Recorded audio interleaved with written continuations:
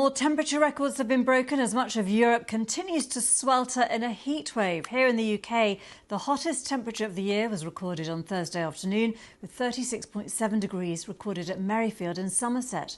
A rare red warning for extreme heat, meaning there's a danger to life, is currently in place in southern, central and western areas of England and parts of Wales.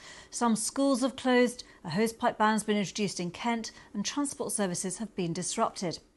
In France, authorities say hospitals in Paris are overwhelmed and the government says the health alert has been raised to its highest level. New data shows Europe is the fastest warming continent in the world. In fact, Europe is heating up twice as fast as the global average, according to the Copernicus Climate Service. Well, I'm joined now by Dr. Chloe Brimicombe, a climate scientist who researches the impact of extreme heat and what policies countries can introduce in response. Thanks so much for being with us. Can you explain for us why Europe is increasing in its heat more than other parts of the world? So it's to do with the position of Europe, so in the Northern Hemisphere. So how the climate works is that we have three different cells around the world, and basically the positioning of Europe means that we are more likely to see this faster growing heat on this continent.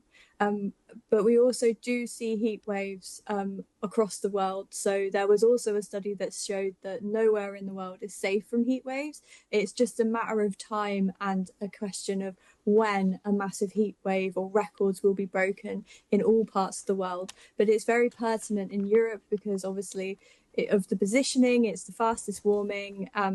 Heat waves in Europe are also caused by blocking high pressure systems and the jet stream, which is a fast moving body of air high up in the atmosphere. And this heat wave was partially caused by a divergence in our jet stream, slowing down and making sure that this high pressure system could move in over Europe from North Africa.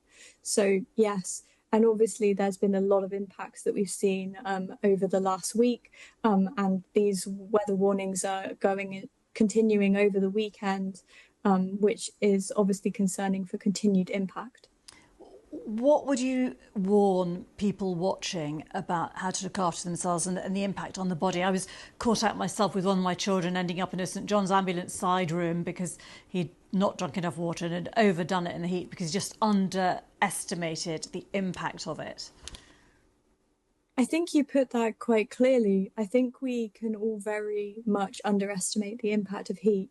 And a lot of the time, we have been speaking about very much neededly that heat waves are silent killers. So they can cause excess mortality in European countries. And this is particularly true in the over 65s.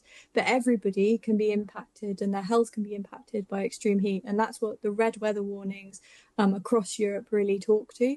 So it's also children. But you yourself, if you don't drink enough water, if you don't stay cool, could experience heat stress. And in the most extreme case, this can go on to cause a number of heat-related illnesses, one of which is heat stroke. And actually, if you do not access cooling as a result of heat stroke, what you might not realize is that you can actually have lasting brain damage as a result of experiencing too high temperatures. So it's really important to stay cool. And make sure that everybody around you is staying cool and safe as well. And how much worse is it going to get and at what pace do you think? I mean, how many more of these heat spikes will we see and how quickly? The data from the UK Met Office shows that for the UK, that within the next 12 years, and this was produced in 2022, which is when we last saw the 40 degrees Celsius record broken in the UK, that we were likely to see that again within the next 12 years. And more research that was issued this week showed that we could be experiencing 45 degrees Celsius heat waves by 2056 if we don't reduce carbon emissions. On Wednesday in the House of Commons, the UK government discussed the seventh carbon budget for the UK. And luckily that was approved, which means that that legally binds the government to reducing emissions under a certain time frame. So it's really encouraging to see that commitment, but hopefully that means that there will be actions on reducing these emissions so that heat waves don't continue to increase and get to those temperatures by 2056. Dr. Chloe Brimicombe, thank you very much indeed for being with us.